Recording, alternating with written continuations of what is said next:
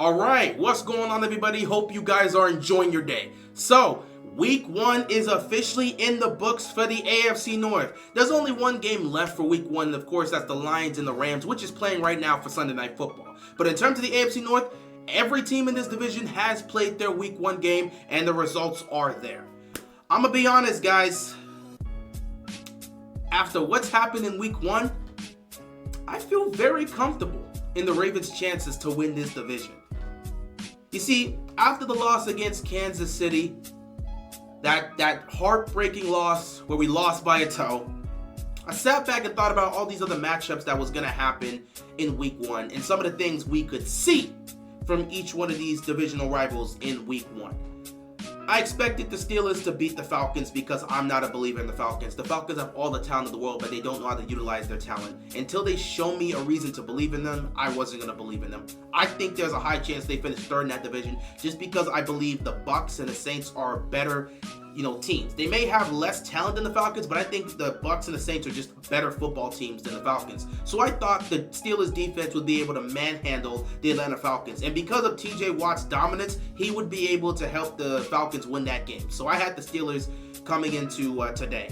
But for the other two games, I felt like it could have been interesting how that went. For the Browns, I thought it was a toss-up because the Browns are a very good football team. They have a really ferocious defense, and Deshaun Watson being healthy and being able to utilize these weapons should lead to success. But they were going to Dallas, and Dallas does not lose at home in the regular season. They're one of the best home teams in football in the regular season. So going to Dallas to try to win, I thought there was a good chance the Cowboys could win that matchup, but I did give the Browns a chance there. So I thought the possibility of Cleveland winning week 1 was somewhat high. Then with Cincinnati taking on the Patriots, them being at home, I thought the Bengals would smoke the Patriots. So that was my expectations. I thought it was a high chance that the Ravens would be the only team to lose their week 1 opener for the most part. But Sunday, today of course, led to some very interesting results. And a lot of things that I've seen from some of these teams makes me feel that the Ravens, despite being 0-1, are in a really, really good position to try to win this division as the season goes on. You see, they took on the defending champs and came very close to beating them. They lost by a toe. Despite some of the issues, they were able to go toe-to-toe with the defending champions and nearly pulled off the upset.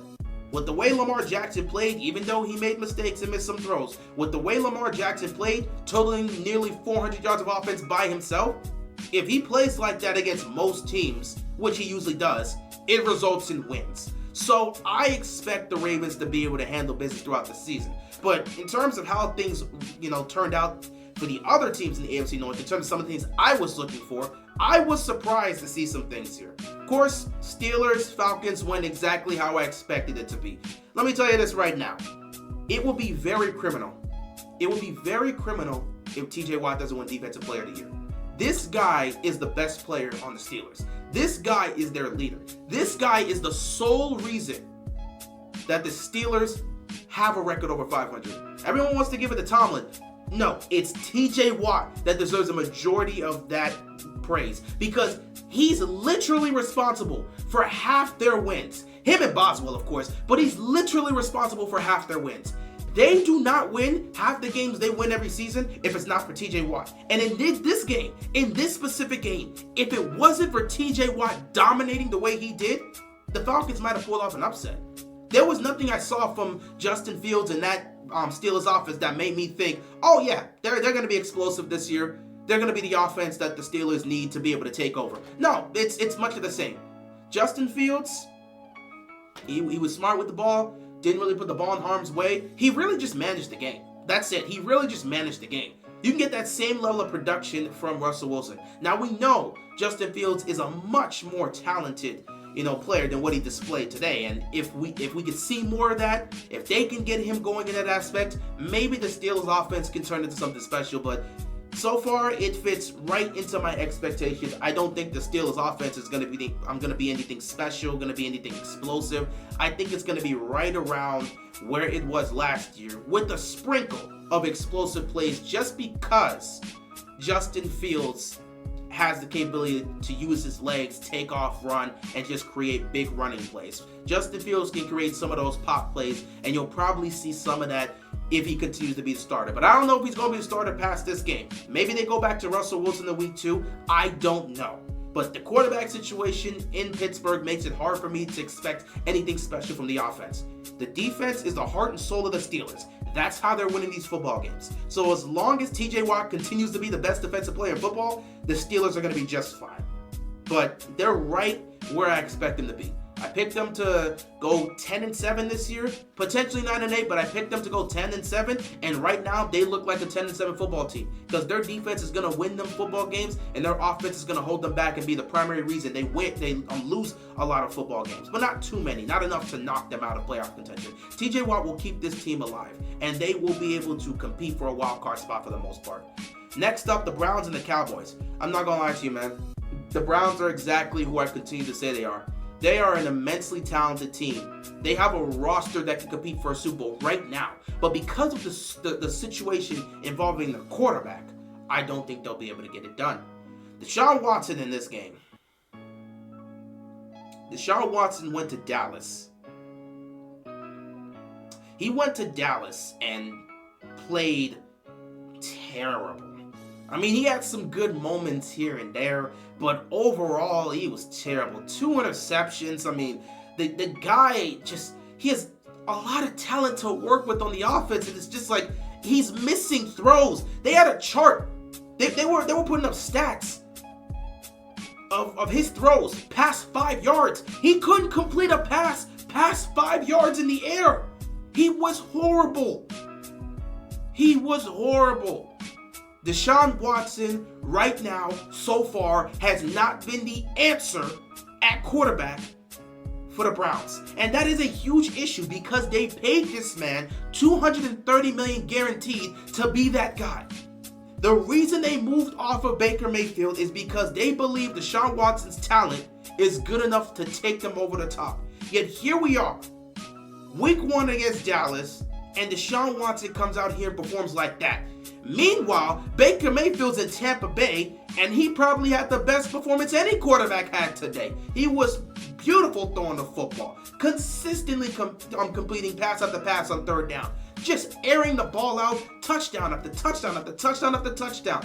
Baker Mayfield arguably looked like the best quarterback in football in terms of performance in week 1. And it's crazy to see that. Baker's thriving in Tampa Bay, and Deshaun Watson struggling over here.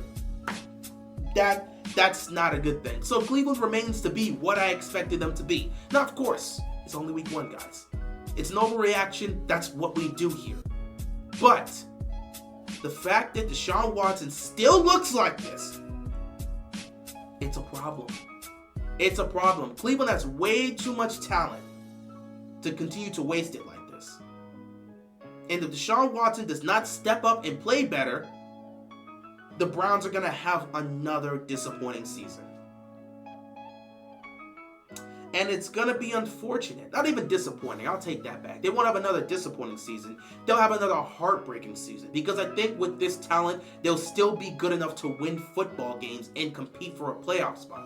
But they're not going to get past that because Deshaun Watson has not elevated his game yet. It's going to be tough, man. And it's only week 1. But right now, the Browns look exactly how I expected them to be. Which is why, as a Ravens fan, I'm not overly concerned about the Ravens' chances to win the division. Same thing with the Steelers. Last but not least, the Cincinnati Bengals. Oh my God, what a surprise. I'm going to tell you right now, I did not expect this. This was a huge, huge, huge surprise to me. As a Ravens fan, it's a joyous occasion. As a football fan, it's a confusing occasion because I don't know what I just witnessed. So let me get this straight.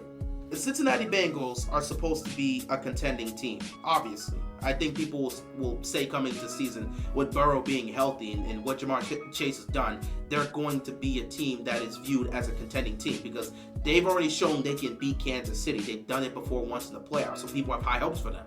So week 1, home opener for Cincinnati. So they're at home against a Patriots team that is not really seen as good.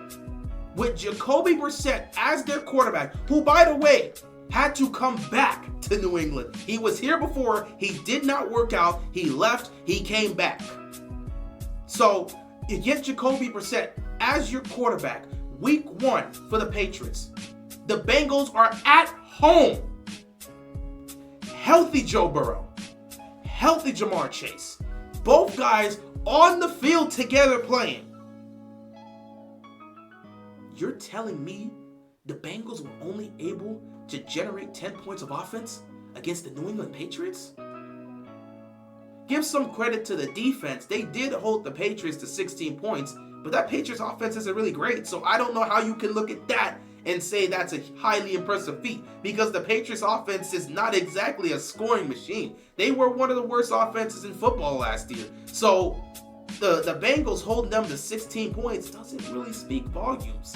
What speaks volumes is the Bengals offense being at home with Joe Burrow and Jamar Chase and only having 10 points of offense. Now, again, it wasn't all Burrow's fault. I think the biggest aspect that has to be showcased is the turnovers. The fumble at the goal line was probably the worst. Joe Burrow would have had a touchdown, but the fumble happened at the goal line, and it was recovered by the Patriots. And after that, it just seemed like the Bengals just couldn't get themselves together. Joe Burrow wasn't even attempting to throw the ball down the field. Now, part of that has to do with him not even taking those risks and looking down the field. And the other part of it has to deal with the biggest issue with the Cincinnati Bengals right now. That's Zach Taylor. Zach Taylor literally got lucky because of one great year. One fantastic year from the Cincinnati Bengals. Zach Taylor does not deserve to be the Bengals head coach. He should not be the Bengals head coach right now, because I personally feel he's holding back Cincinnati right now. And the way this game was managed and the way this game was going and the play calling in the situation, the fact that they weren't even attempting to take shots down the field, they were so conservative offensively, and the decision making by Zach Taylor was poor at times. It's just, this has been a issue that's been ongoing for the Bengals for quite some time when it comes to Zach Taylor's decision making. The guy lucked out. They had a magical year in 2021, got to the Super Bowl. He lucked out that Joe Burrow was just as advertised. Coming off of that ACL injury, he was just as advertised. He came in, had a magical year with Jamar Chase. They got to the Super Bowl. Following year, they kept up that same level of play, got to the AFC title game and lost to the Chiefs. He's literally living off of the talent that he has. Yet he's the same guy holding them back. And I've seen so many Bengals fans call for this guy's job because they feel he's actively holding the team back. And based on what I've seen last year at times, what I've seen even during 2022 at times, and what I saw today, I can agree that this guy is holding the team back a little. But he's not going anywhere because of the success the Bengals have had. But again, he's part of the issue. The other part is Joe Burrow just not throwing the ball down the field. Like, he didn't even attempt at times to throw the ball down the field. He had 20 completions for 164 yards? The guy was just checking the ball down the whole game. There's nothing happening down the field. And that was some of the issues you saw early on with Joe Burrow last year, early on in the season. He wasn't throwing the ball down the field. He was checking the ball down. That's problematic. But of course, last year, once he got healthier and more comfortable, he started to get in his groove. So maybe the same thing will happen with Burrow and this offense as they continue to go through. But it's going to need to happen fast because next week, they're in Kansas City. They got the Chiefs next week, so if they can't handle business there, it's going to be a problem. You got the Chiefs week 2 for them. I believe they are in Kansas City. I could do a quick look about that. But I believe the Bengals are in Kansas City next week. And yeah, they are. They are in Kansas City next week. So if you're putting up 10 points of offense against the Patriots, what are you going to do against the Chiefs? That's problematic. So yeah, based on what I've been seeing from the Bengals over the last few years, which again, another thing that has to be stated, the team has started to get worse. They have slowly gotten worse since their Super Bowl appearance in 2021. The defense is not the same defense you saw that took them to the Super Bowl in 2021. Offensively, they still have their weapons because Chase is still there and T. Higgins is still technically there, but we don't know how long that's going to last because Jamar Chase wants his contract. And there has been no movements with that. Eventually, Jamar Chase is going to get his contract. And the second he gets his contract, T. Higgins is gone because the Bengals will not be able to pay him. They just won't be able to. So the offense is starting to get worse with the Bengals because they're not going to be able to keep everybody. The defense has slowly gotten worse since 2021. And Joe Burrow is dealing with injury issues throughout his career. He hasn't been able to stay on the field every single season, and he's pretty much gone into every year of his career, except this season, with some type of injury. So there should be some actual concerns about Cincinnati in terms of how they're looking right now and issues that are clearly showcasing itself early on that needs to be addressed, as well as concerns that could ultimately lead to their downfall. Yeah, not gonna lie, Ravens flock.